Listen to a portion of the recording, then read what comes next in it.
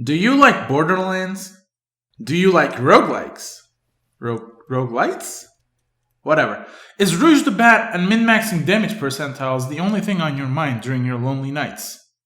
Well, then wake the fuck up, samurai. We have a temple to burn. Hold on a sec, this game is made by Chinese people. Is that offensive? I'm sorry if it is. Anyway, this game is absolutely fantastic. One of the best roguelikes I've played recently. Up there with Risk of Rain 2. And possibly above. When it comes out of early access. Okay, fine. I know the reputation around early access, but this game is constantly getting updates, and even as it is right now, it's worth the price in my honest opinion. Anyhow, with the quick disclaimer out of the way, let's get started. Gunfire Reborn is a first-person looter-shooter roguelike. You start the run with pretty much nothing, kill things, get guns, get upgrades, some of which are exclusive to your current run, and some of which carry over forever. TLW, it's roguelike Borderlands, which anyone can see upon looking at the footage I'm showing for more than 12 seconds.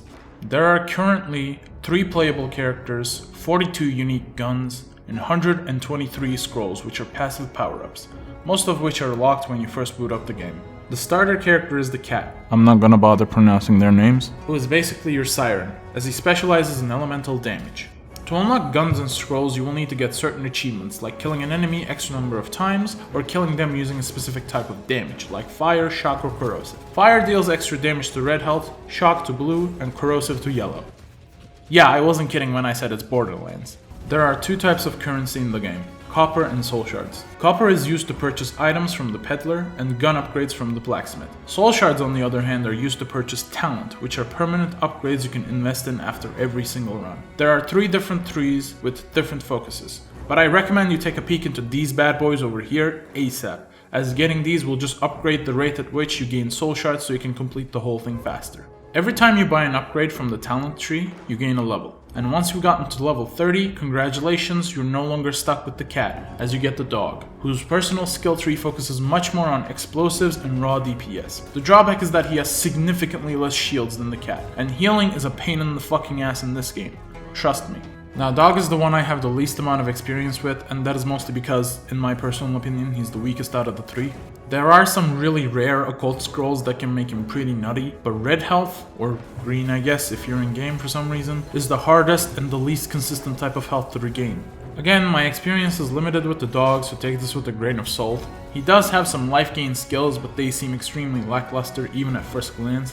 And even if trying to stay alive wasn't enough of an issue, this character scales much more poorly than the others once you get this talent right here. Once you get this talent, machine guns become king, as you'll be hitting much more crits with them than any other gun and making filthy bank in the process. Now, the reason this is a bad thing for the dog is that his skill tree, or ascension, relies much more heavily on things like explosives, rocket launchers, etc. Things with a low ammo count but high power, which nets you pretty much no gold to go upgrade your shit with. He's still pretty fun, and his damage output in his dual wield can be pretty nutty, but that still only makes him a glass cannon. Which that would be totally justifiable if we didn't have a fucking titanium cannon of a character in the game. As slap on 10 more levels and you unlock the Bird, which was the character that got added in a post-release update, and quite frankly is fucking broken. If you're not a completionist and don't care about beating the game with every character, once you unlock the Bird, there's pretty much no reason to play anybody else. Why is the Bird so broken, you ask? Well, let's see. He has more health. He moves 10% faster. He has more armor. His ascent shield makes more sense. Also gives him a dash. Secondary charges massive energy of some of the others, and he probably has a fat fucking cock. TLDR, this character is just stupid fucking overtuned, and I'm beyond shocked that the other 2 haven't gotten buffs, or this guy some nerfs already to level the playing field. Anyway, the Bird is originally introduced as a melee character, but do not let that trick you one bit, as the correct way to play this guy is to look at his ascension tree, look at the melee one and go, nah, fuck that. Just let me nuke everything or have a full heal on command like every 6 seconds instead. Moving on to the guns, there are 3 different types of ammo. Green for machine guns, blue for more unique specialized guns, and yellow for usually higher power things like explosives and snipers. If you've ever played a game called Ziggurat, you'll feel right back at home because it's pretty much straight up lifted from there. Some guns have multiple firing modes and some have interesting gimmicks, like an energy orb that amplifies the damage of the bullets that travel through it, or the ability to pierce through shit, or be an iguana that projectile vomits corrosive material onto enemies. Every time a gun spawns, it'll come with randomly generated inscriptions. Now these inscriptions aren't as make or break for the gun as they are in Borderlands, but they still do help. The best ones I've found in my opinion are crit damage and lucky shot chance. Though if you're like me and suck dick at hitting your shots, there's an inscription for that says all missed shots will be returned to the magazine.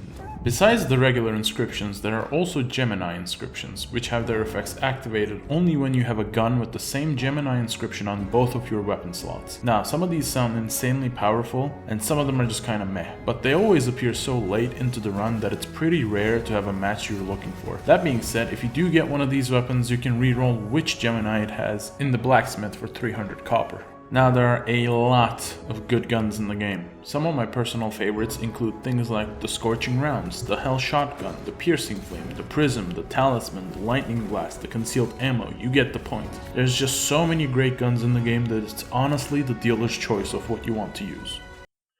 Except for the Crimson Fire Scale. If you ever see a Crimson Fire Scale in your run, you pick it up, you love it, cherish it, take care of it, give a quick thank you prayer to your lord, and maybe even fucking make love to it, because this thing is a single solo carry on almost every run, on any difficulty, on any character. This thing is a powerhouse. It is a machine gun that builds up charges for each critical hit you score, which then you can expend to unleash a napalm blast. Believe it or not, this gun synergizes with every single character. The gun deals fire damage, which you can amp with the cat, but the napalms also explode on contact, which you can buff with the dog. It even synergizes with the bird's biggest damage buff, which triggers when this happens. Now, I'm not gonna lie, I don't know what the fuck this means, but the napalms trigger it. And with how fast you build up stacks, since this thing is a fucking machine gun, just by spamming right click you can have 100% uptime on this ability. I've beaten the game on all difficulties, and I can tell you, in pretty much 90% of my victories I've had this gun. This game is fucking hard, by the way. Don't get me wrong, it's nowhere near as hard as something like Enter the Gungeon per se. That's because Enter the Gungeon isn't fucking hard. It's complete and utter horseshit.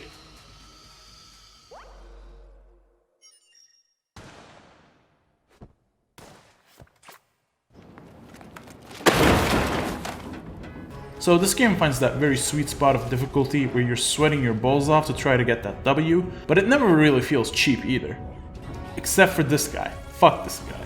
That being said, if you're getting your ass handed to you like I did for a long ass time, you can try to recruit some homies to help you out with multiplayer, which playing with friends has some serious advantages actually. Like you don't outright die when your HP reaches 0 if you're not alone, but instead go down and your friends can revive you. Now if you go down in a crowd of enemies, you'll get them killed trying to help you out, but there are actually some talent upgrades even for that makes this process a lot easier. This game has 3 stages, the temple, the desert, and the island. There's 4 to 5 levels within each stage before you can fight the boss. Currently, there are 2 different bosses for the first stage, but the second and third ones will always be the same. If one of your friends die, they will only be revived after you beat the boss of that stage, or after you get ripped off by the peddler. Though this is honestly more of a beginner's problem, as if you've upgraded this talent tree like previously mentioned in the video, you'll be making such fat, disgusting bank that you can probably buy the souls of all 3 of your dead comrades and only use up like a quarter of your savings. Overall, the gameplay's tight, it looks crisp, it's addicting as fuck, and you can play it with the boys.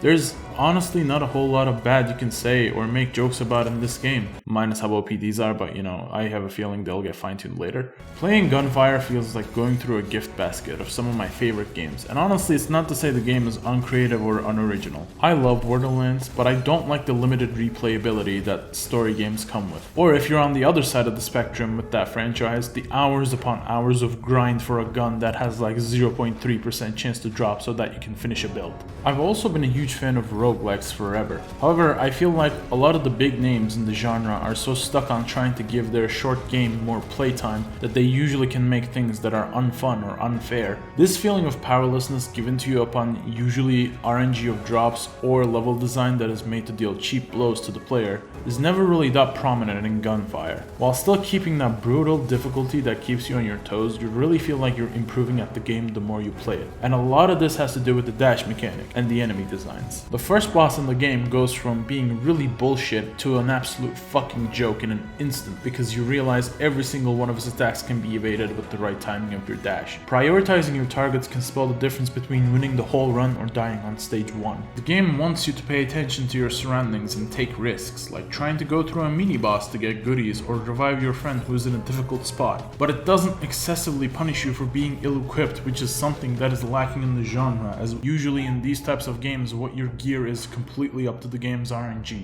I think this could be a masterpiece in the making.